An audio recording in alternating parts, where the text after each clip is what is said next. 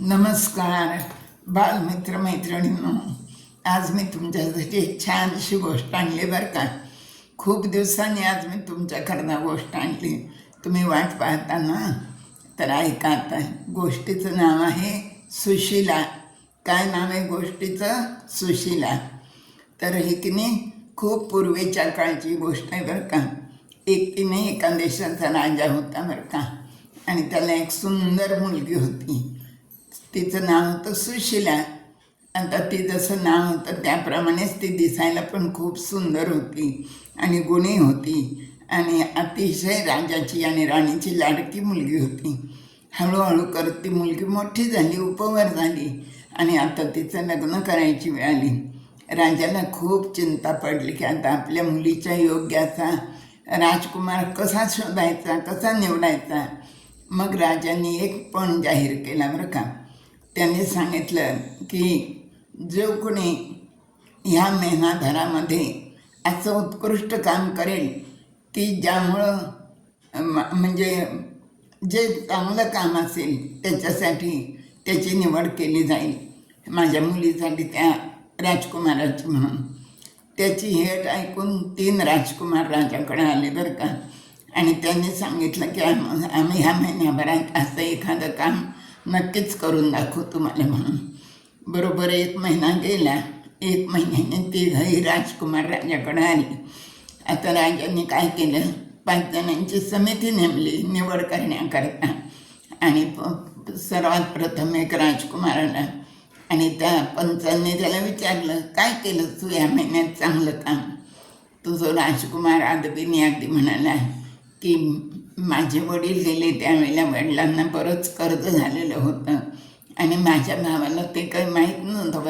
वडिलांना कर्ज झालेलं आहे ते, आणि वडील गेल्यानंतर मी ते कर्ज सगळं फेडून टाकलं आणि मी ते माझ्या भावाला सांगितलंसुद्धा नाही त्याच्याबद्दल. मी ती माझी जबाबदारी समजून मी ते फेडून टाकलं आणि हे चांगलं कर्म मी ह्या महिन्यात केलं म्हणून. आता हे झालं पहिल्या राजकुमार. आता दुसऱ्या राजकुमाराची पाळी आली. दुसरा राजकुमार येऊन उभा राहिला.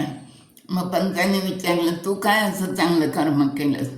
तर तो म्हणाला, काही नाही, मी रस्त्याने जात होतो म्हणे, आणि एक माणूस होता, ती राहत होता, माझ्या ओळखीचा नव्हता, काही नव्हता, पण कशावरून तरी त्याच्या मागं गुंड लागले होते 4-5, आणि 4-5 गुंड त्याला मारत होते आणि तो अगदी जीव वाचवायसाठी आटोकाट प्रयत्न करत होता. माझी त्याची ओळखही नव्हती, काहीच नव्हती, पण मी एकटा गेलो आणि त्या 4-5 गुंडांशी लढलो आणि त्यांचा पराभव करून मी त्या माणसाची सुटका केली. हे मी चांगलं काम केलं. पंच म्हणाले, ठीक आहे, चांगलंच काम केलंस तूही म्हणून. आता तिसऱ्या राजकुमाराची वेळ आली बरं का. तर तो आला मग पंचांसमोर. पंचांनी त्याला विचारलं, तू काय केलंस चांगलं काम?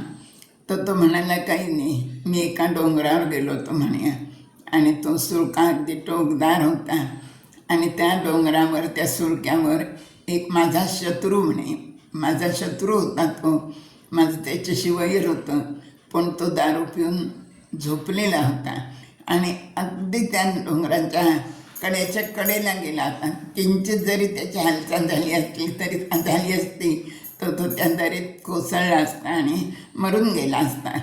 हे माझ्या जेव्हा लक्षात आलं तेव्हा तो जरी माझा वैरी होता तरी मी तो वैरभाव मनात न ठेवता मी हळूच त्याच्याजवळ गेलो आणि त्याला हळूच हलवून जाग केलं आणि त्याला सांगितलं, अरे बाबा, तू किती कडेला झोपलाय, तू थोडा अलीकडं ये आणि मग झोप म्हणून.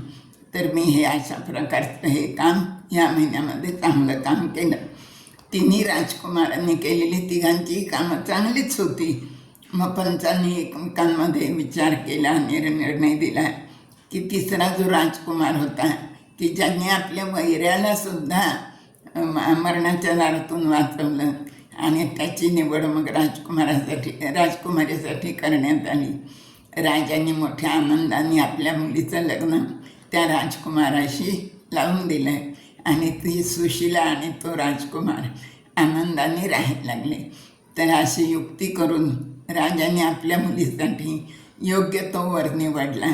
अशी एक छान गमतीशीर गोष्ट मी तुम्हाला सांगितली. धन्यवाद बालमित्रांनो.